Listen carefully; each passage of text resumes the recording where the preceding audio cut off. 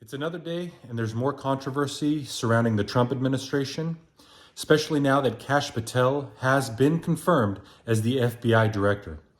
I think it's great that we're breaking everything down and starting all over.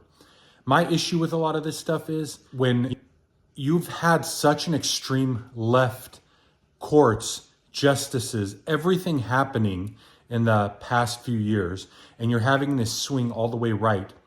It feels like a lot of things could be swept in with that type of movement. A lot of things that could bite us really badly later, just like the Patriot Act. So we really have to be careful with what we're doing right now. But I do think Kash Patel is an interesting person to have been put as an FBI director, especially considering how open he has been about a lot of different theories, though that comes with a lot of controversy. As we know, with all of Trump's nominations towards certain political offices or non-political offices, there's a lot of fight against it, especially from the left. Plus Mitch McConnell, who, after seeing a video today, him saying he's not going to run for re-election in 2026, I don't understand, with him not being able even verbally or psychologically function, how he's still on any sort of political office. So let me point out a few interesting things against Kash Patel that the left is bringing up, or at least people that are opposing Kash Patel. Some people are making the argument that there's a lack of relevant experience and management skills. Critiques argue that Patel lacks the extensive law enforcement or managerial experience typically expected of an FBI director. So you know what they're saying there, that he's not qualified for the office or for the position.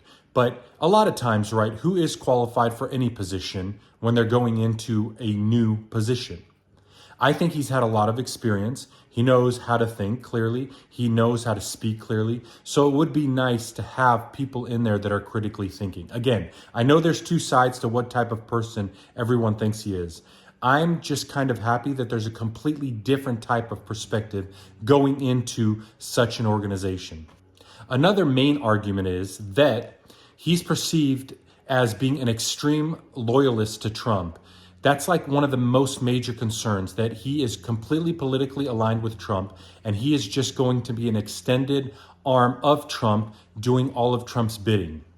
So what a lot of people are worried about after what the left has been doing, really politicizing the courts, they're worried about retribution, that there's like this complete revenge tour. Do I see some of that happening? I probably do. But, you know, I guess people should be very careful what they do when they open certain doors, especially politically, especially legally, because that kind of stuff does come around and bites you in the butt. Another important thing against Kash Patel is that he's held a lot of what people call conspiracy theories. Patel's history of inflammatory rhetoric and embrace of fringe ideas has drawn scrutiny.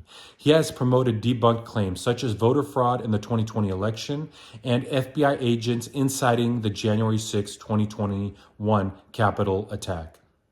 Now, do you really believe a lot of that is conspiracy theories? I think there's a lot of truth to just discount some of those, what they're calling conspiracy theories. I think if you're open-minded, you can see there's a lot of shady, like deep state stuff happening in a lot of that. And I think with what Elon Musk and the Doge is finding, there could be a lot of like potential evidence of voter fraud with the misuse of Social Security numbers. Again, it could have or could not have affected that election, and things that are happening in shady ways like that need to be looked at. It can't just be overlooked, because who knows how far that corruption goes. So I was really curious about some of the goals that Kash Patel had becoming the FBI director.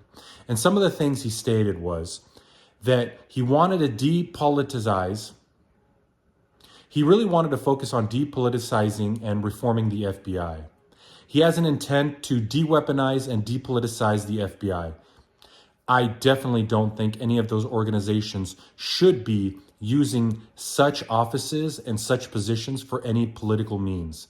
Although I know for a fact that's happened all throughout its history, and there should be a line drawn. He believes there should be structural changes to the FBI. There should be definite transparency within the FBI. One of his main things, too, when he was being questioned, is that he really wants to focus on law and order. He wants to make that the primary goal of the FBI. Anyways, this whole video was about just announcing what I'm sure a lot of you have heard, that Kash Patel has been confirmed as the director of the FBI.